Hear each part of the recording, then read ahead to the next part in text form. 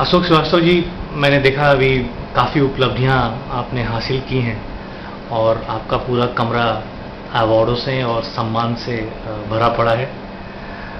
मैं ये जानना चाहता हूं कि ये सम्मान जो लोग आपको देते हैं, कहीं ना कहीं ये दिखाता है कि आपकी सेवा की जो भाव है वो लोगों को समझ में आता है, लोगों तक पहुंचता है। आप अपने इन सम्मान से जुड़ी हुई कुछ बातें मुझे बताएं। मेरे ख्याल से जितने आपने प्रश्न पूछे हैं उसमें सबसे मुश्किल प्रश्न यही है। मुझे आपको ये बताते हुए बड़ी शायद हैरानी होगी कि जितने भी ये आप देख रहे हैं अवार्ड्स है, शील्ड्स हैं, ये ना तो मुझे किसी क्रीड़ा के क्षेत्र में मिली है, खेलकूद में मिली है, ना पढ़ाई लिखाई में मिली है।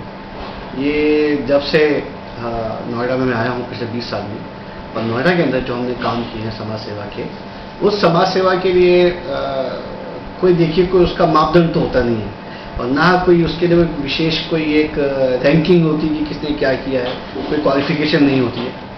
लेकिन कहीं ना कहीं लोगों को शायद लगा कि हम अच्छा काम कर रहे हैं, ठीक ठाक काम कर रहे हैं, तो उनकी भावनाएं निकल के कैसे आए, शायद इस रूप में हमें ये अवार्ड मिलने शुरू हुए। आज चाहे कोई धार्मिक संस्था हो, चाहे पारिवारिक हो, चाहे हमारी अपनी खुद जातीय संस्था हो, चाहे सामाजिक संस्था हो, चाहे किसी आर्थिक रूप से चलने वाली संस्थाएं, जैसे कि कई सारी फाइनेंशियल ऑर्गेनाइजेशंस होती हैं, और स्टेट लेवल, नेशनल लेवल, खासकर इंटरनेशनल लेवल भी है, लॉयर्स क्लब भी है।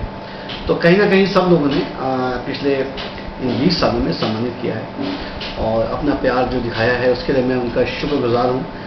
और खासकर मेरे पास कोई शब्द नहीं है इन सबका धन्यवाद करने के लिए।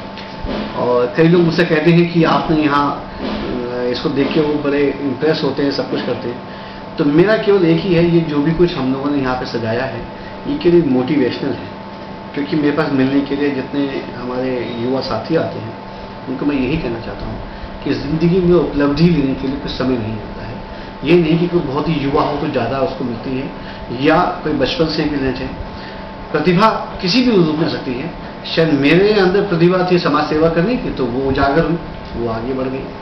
तो जैसे हमने पहले भी कहा कि प्रतिभा हर एक के अंदर होती है, और ये प्रतिभा किसी भी उम्र में आ सकती है, चाहे वो 2 साल का बच्चा हो, चाहे वो 80 साल का हमारा युवा साथी हो। तो ये सब चीज़ें ईश्वर का आशीर्वाद, आप लोगों की दुआएं ये निकल के आए। अशोक श्रीवास्तव साहब, आप नोएडा में काफ़ी सालों से रह रहे हैं, गौतम बुद्ध नगर में सेवा कर रहे हैं लोगों की। मैं जानना चाहता हूं कि कुछ समस्याओं को भी आप सामने रखें, ताकि लोगों को पता चले कि नोएडा और गौतम बुद्ध नगर में किस तरह की समस्याएं यहाँ के लोगों को होती रहती है। देखिए भाई, अगर गिनने जाएंगे तो समस्याओं का अंबार है। व्यक्तिगत तो सामाजिक समस्या तो बहुत ज़्यादा है यहाँ पर लोगों की, क्योंकि हम दिन प्रतिदिन ऐसी समस्या 2-4 होती हैं। व्यक्तिगत समस्याओं में खासकर महिलाओं की समस्या सबसे ज़्यादा है, गरीब लोगों की समस्या सबसे ज़्यादा है। लोगों के पास पढ़ना चाहते हैं, पैसा नहीं है, स्कूल नहीं है गरीब लोगों के लिए, महिलाओं के साथ हो रहे अत्याचारों की कोई कमी नहीं है। खासकर जो विवाहित जो महिलाएं हैं उनके साथ उनकी अपनी शारीरिक बीमारियों की समस्याएं बहुत ज़्यादा हैं, उसके लिए उनका निदान करने का पैसा नहीं है। जब वो लोग आते हैं, बात करते हैं, तो हमें लगता है कि हे भगवान, हमें थोड़ा सा पैसा और दो ताकि हम कुछ कर सकें। लेकिन जितना हम करते हैं उतनी सुरक्षा की तरह समस्याएं और आगे संख्या के रूप में और बढ़ती चली आ रही है। सामाजिक समस्या ली जाए तो हर क्षेत्र में फैली हुई आम आदमी जो है वो अपने कहीं ना कहीं दायित्व को नकारता है। वो अधिकार तो मांगता है लेकिन दायित्व को निकालता है। उसका दायित्व है कि अपने घर को अगर अंदर साफ रखता है तो घर के बाहर को साफ रखने का भी दायित्व उसी का है। नंबर 2, जब सड़क पे वो चलता है, अपनी सुरक्षा की तो गारंटी चाहता है, लेकिन दूसरे की सुरक्षा के लिए वो कहीं भी आश्वस्त नहीं होता, कहीं वो उसकी परवाह नहीं करता है। हमारे यहाँ बच्चे हैं, बड़े हैं, मैंने देखा है कि ट्रैफिक की सबसे ज़्यादा समस्याएं जो हैं आजकल जो निकल करके आ रही हैं, इनमें व्यक्तिगत तौर पे आदमी में संयम नहीं है कि वो जल्दी से रुक जाए, आराम से जाने, दूसरे को नहीं। वो पहले निकलना चाहता है, पहले आगे बढ़ना चाहता है, जबकि आगे रेड लाइट पे उसको इंतजार करना पड़ता है। तो ऐसे अनेक समस्याएं हैं। पार्क को अंदर उसको मेंटेन करने की समस्या है, उसको जो पुष्प जो वहाँ पे पौधे लगे हैं उनको सुरक्षित रखने की समस्या भी जो सबसे बड़ी समस्या है, क्योंकि अधिकार तो है कि हमें अच्छी सुगंध मिले, लेकिन उसको संभाल कर रखने में आदमी करता है। वहीं पर खड़े हो गए खाना खाएंगे तो प्लास्टिक फेंक देंगे, कुछ करेंगे। तो ऐसे सैकड़ों हैं, तो मैंने भी आपको 2-4 गिनाई है, गिनाने में बैठे हैं तो बहुत सारे, लेकिन इन सबका निदान हो सकता है।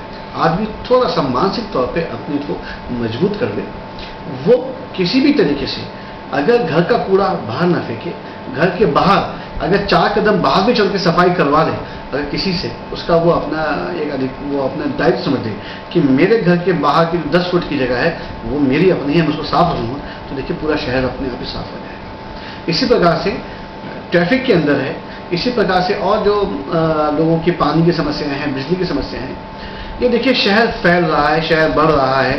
कभी शायद नोएडा जो कि एक औद्योगिक नगरी के रूप में विकसित हुआ था, तो कभी यहाँ पे इनकी प्लानिंग करने वालों ने कभी सोचा नहीं हुआ कि नोएडा शहर की आबादी 10 लाख हो जाएगी। उनको ये था कि मैं 5,000 यहाँ पे वो लगेंगे, एस्टेब्लिशमेंट बनेंगे, तो 1-1.5 लाख 2 लाख के लिए यहाँ इंतजाम करना पड़ेगा। लेकिन आप करते करते करते इस समय आबादी नोएडा के आसपास के क्षेत्र में 10 लाख पहुँच गई है। तो उसके लिए जो यहाँ की सुविधाओं का इंतजाम करने में ऑफकोर्स उसके लिए बहुत बड़ा इंफ्रास्ट्रक्चर चाहिए, उसको बनने में टाइम लग सकता है। बिजली घर को बनाने में समय लगता है। बिजली घर की समस्या है, बिजली तो है, लेकिन डिस्ट्रीब्यूशन और ट्रांसमिशन की जो सबसे बड़ी समस्या है उसको निदान करने के लिए 440 किलोवोल्ट का जो चाहिए हम लोगों को बिजली घर बनने में, उसमें 3 साल तो कम से कम लगते हैं। तो इस प्रकार से कहीं उम्मीद से ज़्यादा आबादी को बढ़ना और प्लानिंग में कहीं हमें शायद नहीं सोच पाना कि इतना, ये दोनों में जो विषमताएं हैं, इसकी वजह से यह सामाजिक समस्याएं बहुत बड़ी है। सर, जब भी हम लॉ एंड ऑर्डर की बात करते हैं तो गौतम बुद्ध नगर में महिलाएं अपने आप को सुरक्षित महसूस नहीं कहती हैं। उन्हें लगता है कि वो सुरक्षित नहीं है। जहां एक तरफ शहर हाईटेक हो रहा है, वहीं समस्याएं जो है लॉ एंड ऑर्डर की बढ़ती जा रही है। इसमें आपके क्या विचार हैं?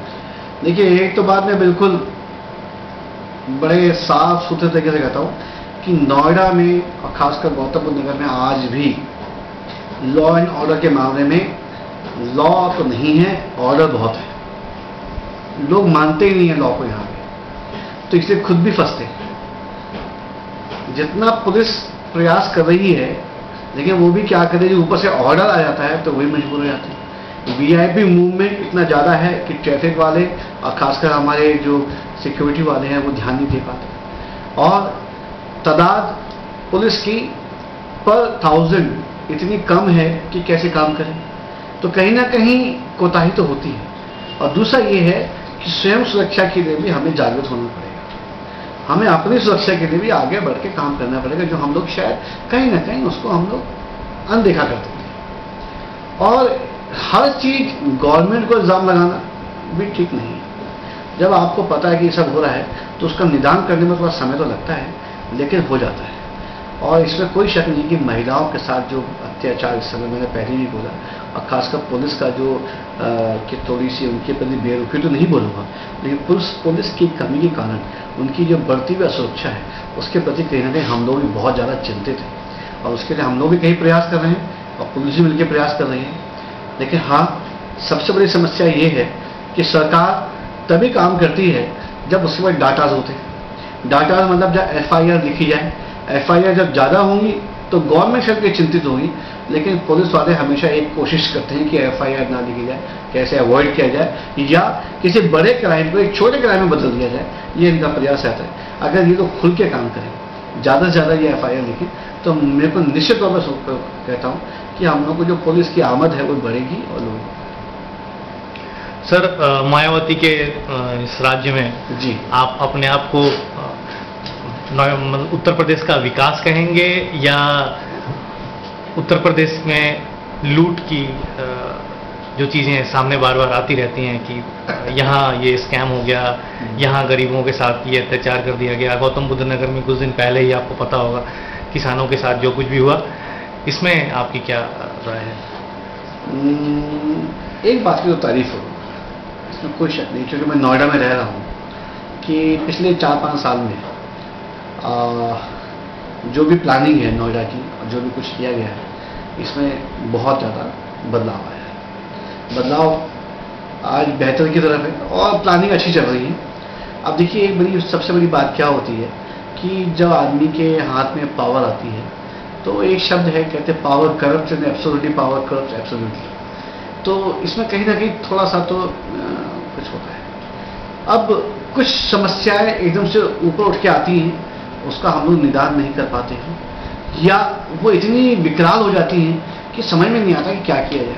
और उस समय प्रशासन में जो बैठा हुआ आदमी है वो भी आदमी होता है, उसके पास अपने अधिकार भी होते हैं, उसके पास काम करने का तरीका भी होता है, लेकिन कहीं वो भी बेचारा कहते हैं बिल्कुल लाचार सा हो जाता है। तो इसमें जो भी भट्टा परसौल वगैरह में हुआ है, इसमें दोनों तरफ से कोई कमी थी।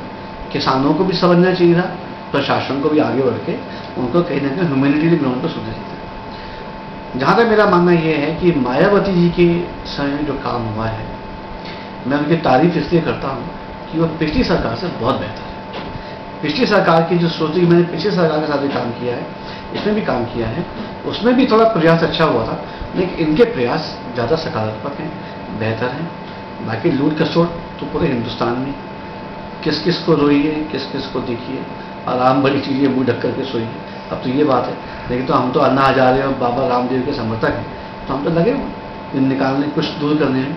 तो अगर कुछ कहीं कुछ कमी पेशी है, कहीं कुछ आरोप है, तो उसको हम लोग देखते हैं कि कैसे दूर किया जाए। यह सर, जो रामलीला मैदान में बाबा रामदेव के साथ जो घटना घटी जी, और सरकार ने जिस सख्ती के साथ उन चीज़ों को दबाया, दमन किया, सत्याग्रह को ख़त्म किया, महिलाओं के ऊपर इस तरह से लाठीचार्ज वगैरह करवाए जी, ये आप समाज सेवी के रूप में इसको आप कितना सही मानते हैं या गलत मानते हैं? इसको तो जितनी इसकी भर्त्सना की जाए उतनी कम है। देखिए, बाबा ने क्या किया, क्या करना था, वो बात अलग है, लेकिन किसी भी हालत में किसी भी सरकार को इस तरीके से अमानुषिक अत्याचार करने का कोई अधिकार नहीं है। हटाने के तरीके सैकड़ों हैं, जब बनाने के तरीके सैकड़ों, हटाने के तरीके सैकड़ों होते हैं, लेकिन केंद्रीय सरकार का मैं इस बात में घोर विरोधी हूँ। और खासकर मैं इसके लिए, मैं उनको, मेरा तो मन करता है कि मैं उस सरकार को श्राप दे दूँ कि जिसने काम किया। छोटे छोटे बच्चों का कोई इसमें वो नहीं था, क्या कहते हैं, कारण नहीं था कि वो उनको इस तरीके से पीटा जाए। हटाने के तरीके 100 थे, मैंने बोला, लेकिन मैं इसकी भर्त्सना करता हूँ। और मैं इस बात के लिए पूर्णतः दिल्ली सरकार, दिल्ली पुलिस और केंद्र सरकार को दोषी मानता हूँ। और मैं ये कहता हूँ कि कांग्रेस जिसने कि अंग्रेजों का अत्याचार सहा, वो आकर के वैसा ही अत्याचार करे, मैं इसके लिए उसको कभी भी माफ नहीं कर सकता। सर, अंतिम सवाल, 2012 जो हर पार्टियों का लक्ष्य है उत्तर प्रदेश में सरकार बनाने का, और आप खुद एज अ इंडिपेंडेंट कैंडिडेट चुनाव भी लड़ने वाले हैं, तो मैं ये जानना चाह रहा हूं कि इस महायुद्ध में सफलता किसको मिलने की उम्मीद है?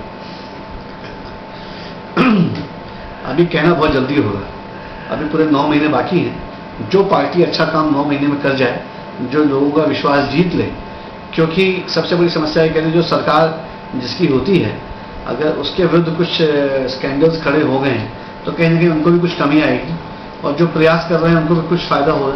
लेकिन मेरा अभी कहना है, it's too early to say anything about anybody, बहुत जल्दी है कुछ कहना, और उम्मीद है।